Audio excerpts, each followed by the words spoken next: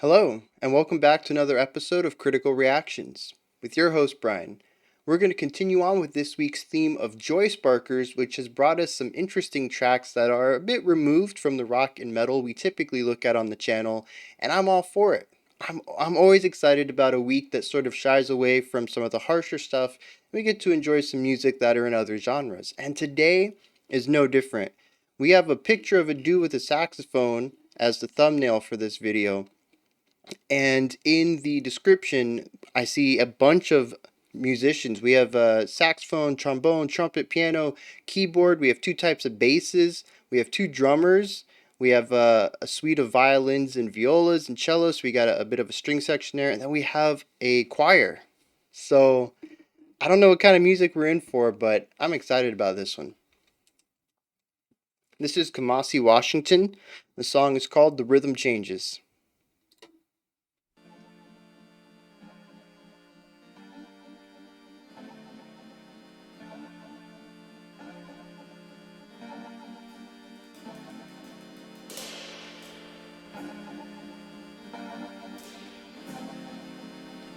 It's interesting that synth has such a delay on the attack that it actually comes in like an eighth of a beat after the downbeat.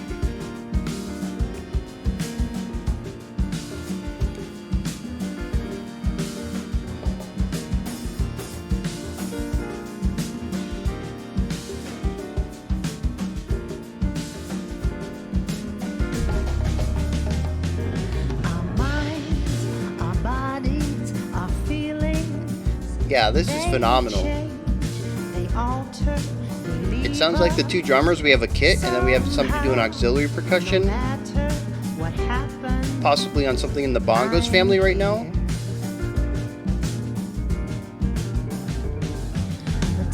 Yeah, that little piano run there.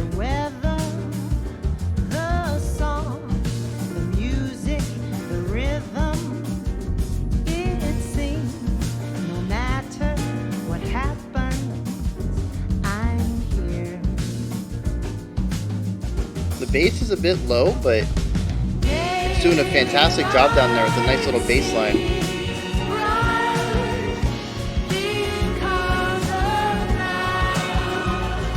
Yes.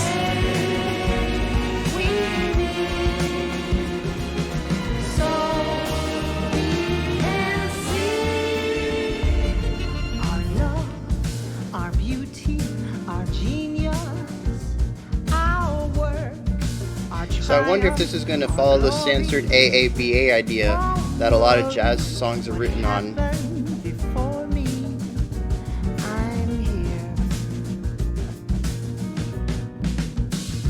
Ooh.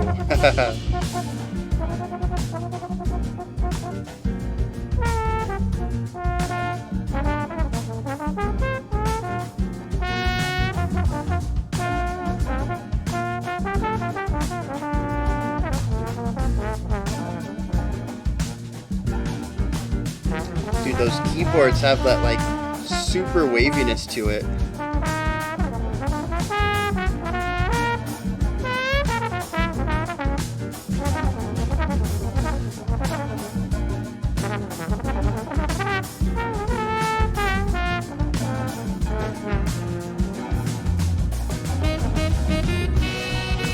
Ooh.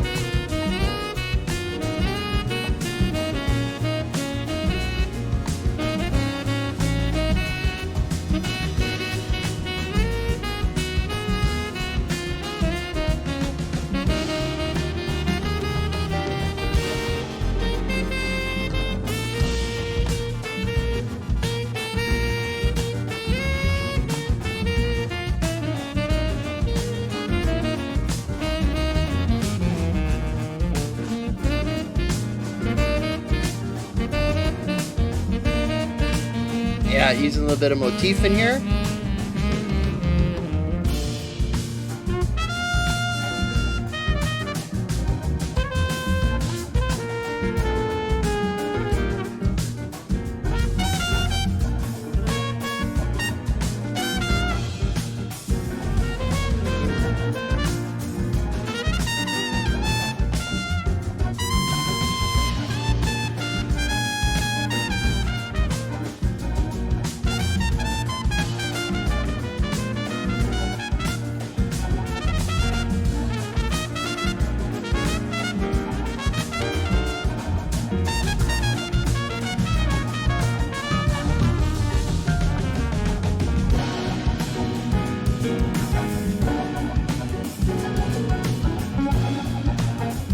those synths are so weird to my ears.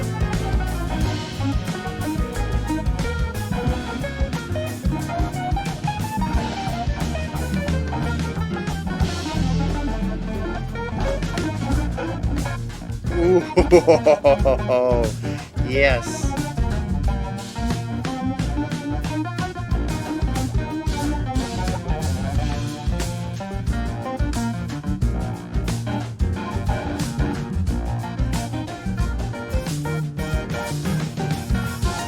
Our minds, our bodies, our feelings, they change, they alter, they leave us somehow.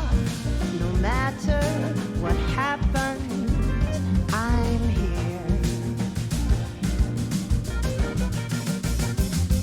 The time, the season, the Yeah. weather, Those little accents going on in the synth. the music, the rhythm. It seems no matter what happens, I'm here. I also like the left hand piano. Instead of playing the chords, they're kind of arpeggiating into them. Daylight seems bright because of night. The change we need, so we can see our love, our beauty, our genius, our worth, our triumph, our glory. Won't worry what happened before me. I'm here. That bass is tearing it up. Our love, our beauty, our genius, our worth, our triumph, our glory. Won't worry what happened before me. Yeah, let's go. I'm here. Our love, our beauty, our genius, our worth, our triumph, our glory. Won't worry what happened before me. I'm here. I'm here. You heard that run? Left piano? I'm here.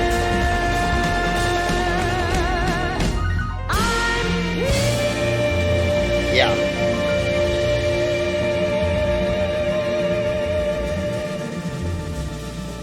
Yeah, 100%. That was phenomenal.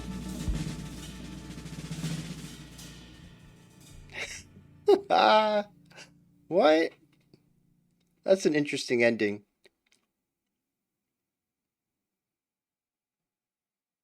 Is that it? Yeah, there we go. All right. Yeah, I mean, I need to see a live version of this, I think. Just because there's a lot of depth that I don't think was properly captured in the mix. And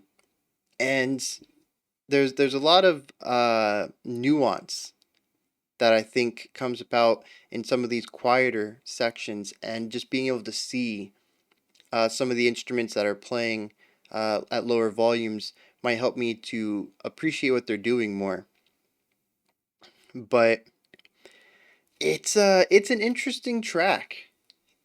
It has a lot of different aspects to it that are coming together to create a sound that is very familiar but also quite alien, at least to me. Of course, I can't speak for other people. Um, it has a very jazz structure, and that's the framework that I viewed it through the entire time. And then it introduces these non-jazz aspects throughout the song that is just a very unique combination of sounds to me. For instance, during the large chorusy section, we bring in a choir and a string section, and that kind of harkens back to, at least for me, more of a classical edge. It reminds me of how A lot of symphonic metal uses strings and choirs just for that width and that ambience, just the texture of those sounds. Um, it doesn't really sound like they're adding anything to the jazz flavor. They're bringing a classical flavor into this jazz idea, and it's interesting to me. That chorus section does not feel very jazzy to me, whereas the verse and solo sections do. It stands out, and I think a lot of that comes down to bringing in the strings and choir, and then of course, at least to me, not using them in a very jazzy way. It's just very unique to me. The other thing is the electronica kind of synth sound that's panned to the right, kind of sitting opposite from the keyboard or piano that's sitting pan left. It reminds me of a what is that genre that Portishead and Massive Attack are in?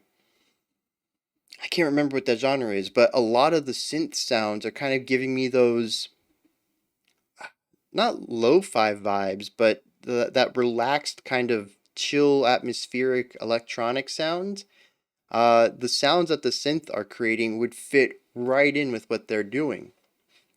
The main thing that I thought was strange about the one sound that really stood out to me was this waviness. It was like a whoa whoa whoa whoa whoa whoa whoa whoa whoa, and it had a little bit of panning to it, but it was definitely like this wavy sound. And the thing is that the rest of the band was kind of chilling in this swing eighth kind of feel. It wasn't a hard swing eighth because the song doesn't really. It's not really a swing track, but there is that jazziness to the rhythm, and then you have very straight eights on this reverberating, um, and it's just again it's a very strange sound to me. It doesn't feel like it fits, but only because I'm not used to hearing it. Unlike the choir and the via and the strings, though, this one I could not even come to see as fitting in some way. At least with the strings and choir, I kind of can appreciate that section just has more of a classical edge to it, and it kind of works with that, and I just see it as a unique kind of avant-garde or experimental take on jazz. But this sound just it feels like it's completely out of place. It's a fish out of water for me, and I'm not saying it's wrong. I'm not saying it's bad. It's just it takes me out of the moment. It's very distracting, I would say, for me personally. It might just be a thing about having to listen to more of this and getting acclimated to that sound of having that type of synth production and synth tones and stuff implemented into genre of music I'm quite familiar with that doesn't typically use that. It would be like if a banjo showed up in metal. Well, actually, that might fit a little better because at least that's still a guitar. It's an interesting timbre for metal, but I'm sure it would fit in fairly well. I want to hear banjo metal now. Not like metal played on a banjo, but like a banjo in a metal band. Like electric guitars and heavy drumming and screaming and then a banjo. Like I want to hear that now. Hit me up with suggestions for that. Uh yeah, that was not a good analogy. Um I don't think I have a good analogy for this. Most things I can usually see them fitting in somehow or some way, and this just it doesn't for me. It is a very dissonant aspect of the music. For a song that is, for every other intent and purpose, very harmonious. This does follow a sort of jazz idea. We have a verse, chorus, verse. We don't hit the second chorus before we go into the solo section, but that is basically an A. We just don't get to the second half of the A. We hit the solo section, which was interesting. I'm guessing Kamasi Washington.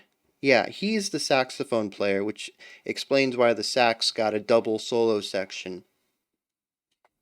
Um, so we had the trombone, and then the sax, and then the sax again, a continuation, and then the trumpet. And then the piano. I think we had a small break, and then the piano took theirs, and then we finished out bringing the verse and the chorus back. So A B A, composed, composed, solo, composed, um, and that's pretty much the standard for jazz music. It's very much the A B C B in pop music and rock music. A lot of mainstream stuff uses that structure. Jazz uses AABA. That is just a very standard way of writing a jazz track. And yeah, there's a lot of stuff in here that I absolutely loved. Um, I think I've talked enough about the verse and chorus, though. I want to dig into the solos, which interestingly enough feel kind of shoehorned in because it's a jazzy track. I think Kamasi Washington's solo was the strongest out of the four. The pianist, Cameron Graves. Oh, it wasn't a synth. So they have a pianist and then a keyboardist. So when I was saying synthesizer and synths earlier, I'm going to assume that that was the keyboards. They also have an acoustic bass and an electric bass, and I only heard one set of bass sounds. So that's one of those things I was talking about wanting to see it performed, um, and getting to visualize the nuance so I can kind of see what I'm looking for. If one bass is playing eighth notes, another one's playing quarter notes or something syncopated, I can hear for those specific tones based on what it looks like they're playing. Same thing goes for the two drummers. My ear caught a drum kit and then an auxiliary percussionist. The only thing I caught in the auxiliary, I think, were the bongos at the beginning, or something in the bongo family. Definitely some sort of hand-played drum.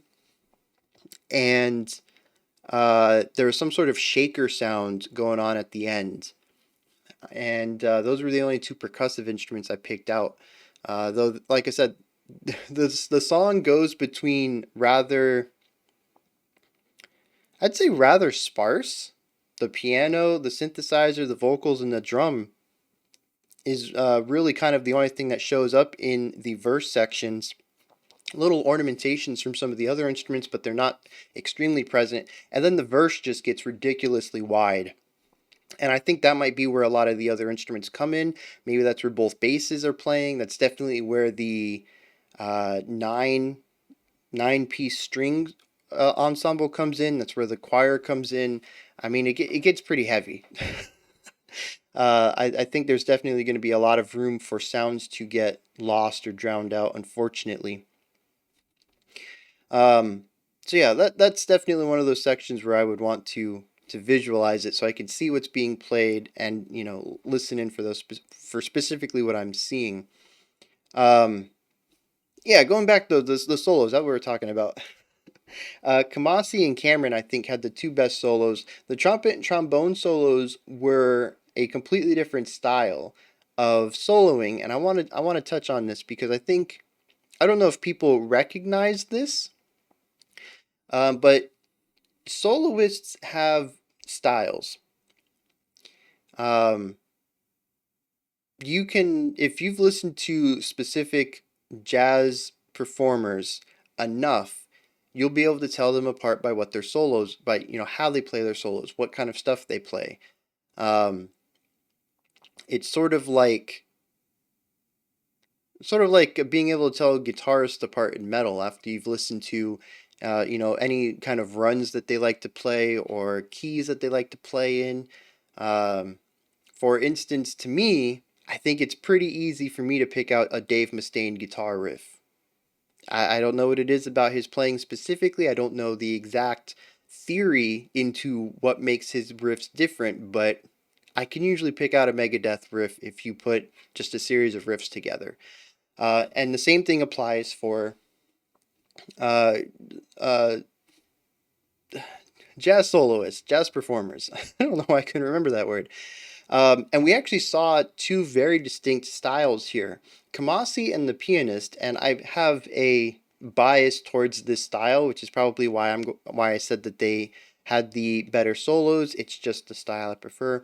They had more melodic solos. They told stories, I would say, with the melody lines themselves. Especially Kamasi's storytelling in his solo was just phenomenal. The way that he chose which notes to hold out, which ones to run, where to leave space. It was gorgeous. I absolutely loved it. Now, the trombone and trumpet players, Ryan and Igmar, they had more. I don't know if I have a term for that. I guess rhythmic would work. They play around with smaller ideas, and I think it was the trumpet when I mentioned, utilizing motif and taking a single riff and kind of repeating it, and then flipping it, and then putting a break in it, and then basically taking a single idea and utilizing it in a lot of different ways and playing around with it like it's putty. Technical. That might be a good word. Melodic versus technical, and I can definitely be wowed by some technical solo playing, but usually I prefer a more melodic one. And I think this was a really good showcase of both of those because we got the trombone being a bit more technical, then we got to the saxophone being more melodic, the trumpet went a bit more technical, and the piano came in and was a bit more melodic. And I think it was a really nice pacing between the two. I'm not sure if that was done on purpose or if they knew everybody's style and organized it that way. There's also the organization of brass to woodwind to brass to piano, which helps separate some of the timbres. The trumpet and the trombone, they do have their own timbres, of course, but they're both brass. They both have a brassy sound to them, and separating them in the solo line in the order certainly helps keep things fresher. So, I mean, that could have played into it as well. But yeah, I don't know. This is just a really fun song that confuses me. Um, I do want to talk about the embellishments, which I think totally change everything up in the return to the verse and chorus at the end of the track. The opening 2 or 3 minutes, I thought, I mean, it's kind of the way I feel about a lot of jazz outside of bebop, which kind of gets real crazy with some of its A sections. But it's very chill. It kind of reminds me of smooth jazz, where it's so standardly good that it's inoffensive. You can't fault the A section on this. It's just, it's a feel good vibe, right? But there's nothing exceptionally interesting about it, I would say. Which, no, that's a bit harsh. That is a bit, nothing exceptional about it. No, that's harsh. I want to take that back. There's nothing that really stands out to me as unique to the song. Let me put it that way. I think that's better. This would be an iterative section of songwriting, in which case they do a fantastic job at creating a familiar sound. Yeah, I think that works a lot better because it still showcases, at least for me, adds some praise to the element of the writing, even though it might not be exploratory or experimental or anything like that. It still does what it does very well. I don't want to take that away from it, and it's definitely not an easy thing to write something iterative, to take ideas done before and just play them and write them in such a refined way. So there's definitely skill there. I don't want to take that away from them. But it is fairly standard for a smooth jazz kind of playing. The solos, I thought, was where the song really started to pick up. I started to hear some really cool ideas, playing around with tonality. The piano played some, introduced some really cool ideas of dissonance in some of its chords that it was playing against its own melody that it was soloing with. Really cool stuff going on there. Like I said, the saxophonist had some really great melody writing. The trombone and the trumpet were playing around with ideas like putty, and that's really interesting as far as technicality goes. But then we have the ending, and I was like, okay, we're going to finish this up like we started. But they added in a lot of new ideas, little bits of embellishment. I pointed out the keyboard at one point where it was playing little like 4 or 5 note runs between the vocal lines, and adding a little bit of momentum in that space and really helping the song drive towards the end. We saw the piano do these really nice harp-like runs, just going up and down the keys, uh, and putting this beautiful moving element behind everything. We had the drummer starting to take off, putting some really interesting snare accents in places. We even saw one part where it was like 5 quarter note accents in a row on the snare, which, I mean, it's an interesting way to drive momentum and increase tension in a section that was rather chill the first time we heard it. And then we just had this big, nice big chordal resolution there at the end, and it ended with a really interesting snare roll that increased in velocity, increased in volume, and then slowly faded out, which I thought was an interesting way to go about it. Now, I have no idea what any of the vocals are. I don't know what the rhythm changes. I was kind of expecting a song with a bit more rhythmic changes to it. But I suppose it might be more in line with the vocals than the music itself. But yeah, overall, I dig this. I'm going to be checking out more Kamasi Washington. I'm always on the look for, well, I shouldn't say I'm always. I am recently getting back into checking out modern jazz. I, thanks to school, am mostly familiar with the classics. And I do need to get more in tune with what's going on now. Where are people taking jazz today? And this was 2015. I mean, it was only, what was that, 7 years ago? 6 years ago? Yeah, 6.5. Um, so yeah, I need to see where jazz is going. And if we're including classical ideas and electronic ideas and pushing jazz in a modern direction through experimentation, I am down for that. Jazz is a highly experimental genre as it is already, and to be adding more experimental ideas into it is right up my alley. So if you have any more jazz idea or jazz groups that you know of that maybe came out in the last, well, not came out, but are still producing music within the last 5 to 10 years, go ahead and hit me up with those recommendations. Not necessarily for reactions, but just so I can explore in my own time. I certainly feel like I need to reconnect with this, especially if bands are moving in this direction and just try new things. So those are my thoughts on Kamasi Washington's The Rhythm Changes. This is where you guys come in. Hit me up in the comments. Let me know if you enjoyed it or not. Anything that might have stuck out to you. Again, if you have any answers to some of my questions I've posed, certainly drop them down there. Above the comment section, there's a description box, and there is a link for Linktree. That was interesting. It'll take you to this this menu right here, and you can find all sorts of stuff such as the Discord channel. You can find my Twitter. You can support me through Patreon, purchase merch, submit a special selection, all sorts of stuff. Above that, if you could, like, subscribe, and ring the bell.